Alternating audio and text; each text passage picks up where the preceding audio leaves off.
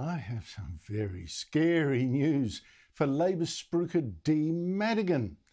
Now, Madigan was the creative director for Labor's campaign in the last federal election.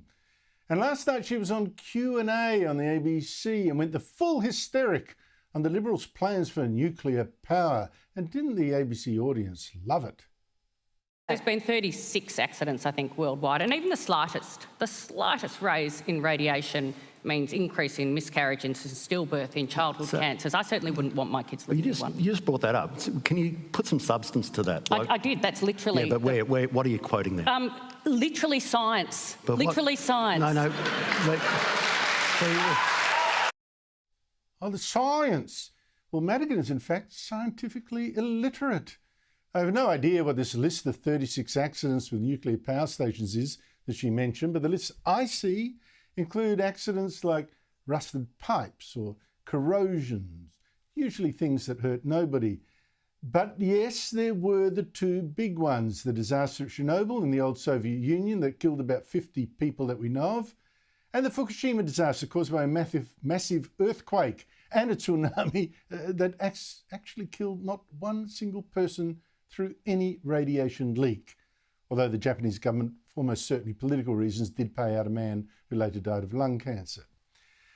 But I said I had bad news for Madigan, who thinks it's so dangerous just to live near a nuclear power station. In fact, you get more radiation from a cuddle. The World Nuclear Association says sleeping next to someone gives us a much higher radiation dose than living close to the nuclear power station, both of which are harmless. In fact, America's National Institute for Occupational Health and Safety says air crew, pilots and stewardesses and whatever, what are they called now, are exposed to more radiation in a year than workers actually in power plants. So if I were Madigan, I'd stop flying and cuddling if I was that scared of radiation. In fact, you should stop going on TV.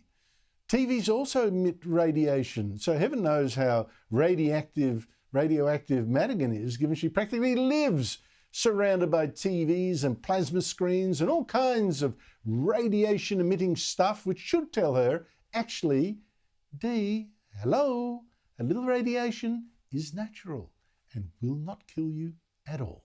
So quit it with your so-called science, your booga rants against nuclear. Joining me is Will Shackel, the founder of Nuclear for Australia. Will, good to see you again. Dee Madigan seems to me stuck in the 1980s before you were even born. There's no safe radiation in her world. Nuclear power is evil. What is it that she doesn't get? Look, The Simpsons isn't science. And when you think of it in reality, you'd receive more radiation from eating one of these, a banana, than you would actually living outside a nuclear plant for an entire year. So I don't think cancer is caused by bananas, and cancer is not caused by living near a nuclear plant. Thousands of people live near nuclear plants around the world. So this is just blatant disinformation. Oh, well, heaven forbid if she's eating a banana next to a TV screen in first class on Qantas, she'd be dead as a doornail by her reckoning. There's been a ferocious anti-nuclear campaign now for 50, 70 years. So far. In Australia, it's been political death for a long time to push nuclear power. What do you think has changed? Look, I think people are waking up to the facts, such as the fact that you are exposed to less radiation from eating a banana than living near a nuclear plant.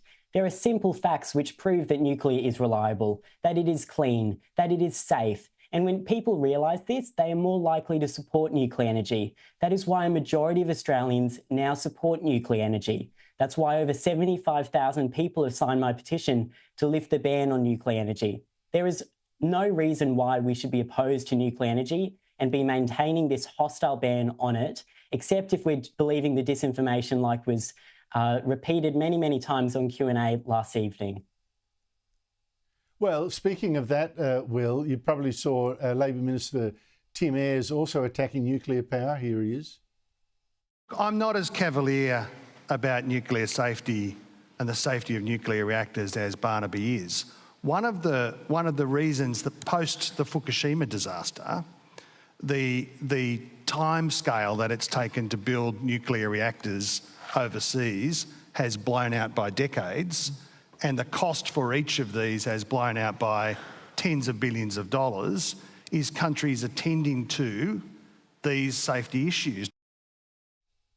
Now, again with that Fukushima beat up, but Will, Tim Ayres says there, the time frame for building a nuclear reactor has blown out by decades as a result, when I just read, what was it, last month? China has in fact just said it's going to build 11 more nuclear power plants in less than 5 years.